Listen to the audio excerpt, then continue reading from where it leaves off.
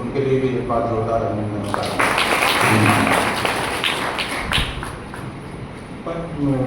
मध्य प्रदेश दर्शन परिषद मध्य प्रदेश छत्तीसगढ़ के महामंत्री प्रोफेसर श्रीकांत मिश्र सर का मैं स्वागत के लिए डॉक्टर सूर्य प्रकाश द्विवेदी सर से आग्रह करता हूँ तो फीट और मोमेंटों से स्वागत करें।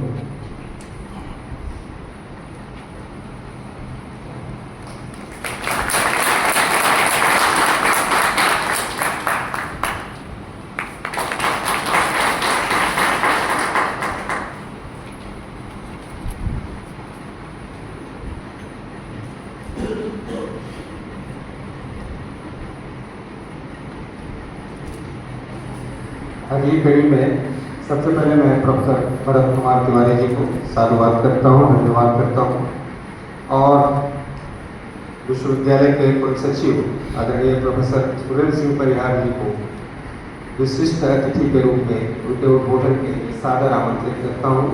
प्रोफेसर सुरेंद्र सिंह परिहार।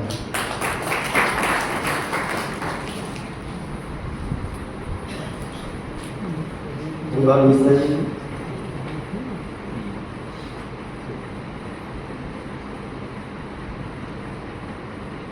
दर्शन परिषद मध्य प्रदेश छत्तीसगढ़ द्वारा आयोजित 20वें अधिवेशन समारोह के मुख्य अतिथि विश्वविद्यालय के यशस्वी कुलपति प्रोफेसर राजकुमार आचार्य जी, परिषद के अध्यक्ष प्रोफेसर भरत कुमार तिवारी जी, सह सचिव प्रोफेसर दीपा पांडे जी, प्रोफेसर श्रीकांत मिश्रा जी, लगभग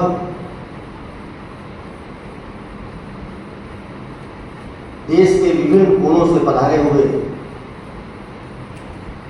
जैसा मिश्रा जी ने बताया कि लगभग 85 के आसपास हमारे दर्शन शास्त्र विषय के विद्वान साथी, मातृशक्तियाँ, रिसर्च स्कॉलर्स, प्यारे छात्र एवं छात्राओं, सबसे पहले मैं प्रोफेसर श्रीकांत मिश्र जी को इस दर्शन परिषद के आयोजन के लिए बहुत बहुत बधाई देता हूँ और उम्मीद करता हूँ कि जो विद्वान साथी जैसे प्रोफेसर तिवारी जी ने अभी बताया कि जो थीम है इस अधिवेशन की वो विकसित भारत 2047 को ध्यान में रख करके दर्शन शास्त्र का क्या कंट्रीब्यूशन होगा विकसित भारत को बनाने में, उस पर 2 दिन विचार मंथन होगा। और मैं उम्मीद करता हूँ कि जिस विषय के बारे में उन्होंने चर्चा की अभी, जनसंख्या विस्फोट, पर्यावरण और जो समस्याएं आएंगी उनका कैसे दर्शन शास्त्र विषय के माध्यम से हमारे जो विद्वान साथी हैं अपनी बातों को रखेंगे और निश्चित रूप से ये जो बातें हैं वो जन जन तक पहुंचेंगी, जिससे हम सब किसी न किसी रूप में प्रत्यक्ष या अप्रत्यक्ष रूप में अपने देश को, जब हमारा देश स्वतंत्रता का शताब्दी मनाएगा तो हम उम्मीद करते हैं कि हम विकसित भारत कह सकें कि हम विकसित भारत के नागरिक हैं। इन सब में उस स्टेज तक पहुंचने में आप सब विद्वान साथियों का बहुत बड़ा योगदान होगा। मैं चूंकि रसायन शास्त्र का प्रोफेसर हूँ, विद्यार्थी हूँ, तो जहाँ तक मेरी समझ है दर्शन शास्त्र के बारे में, तो दर्शन शास्त्र भी एक विज्ञान है। Philosophy is also a part of science. जो हमारे विचारों को, हमारे कार्यों को एक डिफरेंट शेप देता है, निश्चित आकार देता है। जो बुनियादी प्रश्न होते हैं, बुनियादी समस्याएं होती हैं, उनका समाधान भी करता है। मौलिक सत्य का तर्कबद्ध रूप से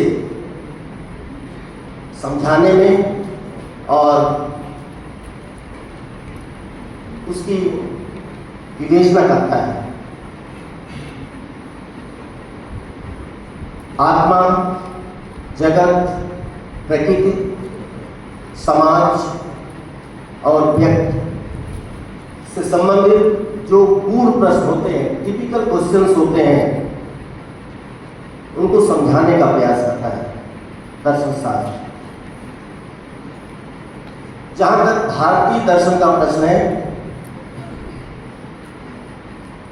आप सब चूंकि दर्शन शास्त्र के विद्वान हैं, तो कितना उसके अंदर कितना समाधान निहित है। धर्म, कर्म, संसार, दुख, त्याग, ध्यान, इन सब की अवधारणाओं को शेयर करता है, साझा करता है।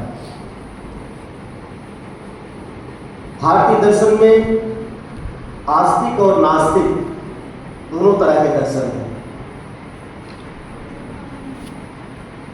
तो हम सब समझ सकते हैं कि कितना बड़ा विषय है। तो मैं उम्मीद करता हूं कि आज का जो 2 दिन का जो डिस्कशन का विषय है, बहुत ही अच्छा विषय है, बहुत ही उपयोगी विषय है, और निश्चित रूप से हमारे जो विद्वान साथी हैं ऐसी बातों को सामने लाएंगे कि हम सब उस पर अमल करके अपने देश को विकसित करने में कहीं न कहीं से अपने सरकार का सहयोग कर सकेंगे। मैं पुनः एक बार इस परिषद के जो अधिवेशन है, उसकी सफलता के लिए आप सबको बहुत बहुत शुभकामना देता हूँ। धन्यवाद। जय हिंद। बहुत बहुत धन्यवाद सर।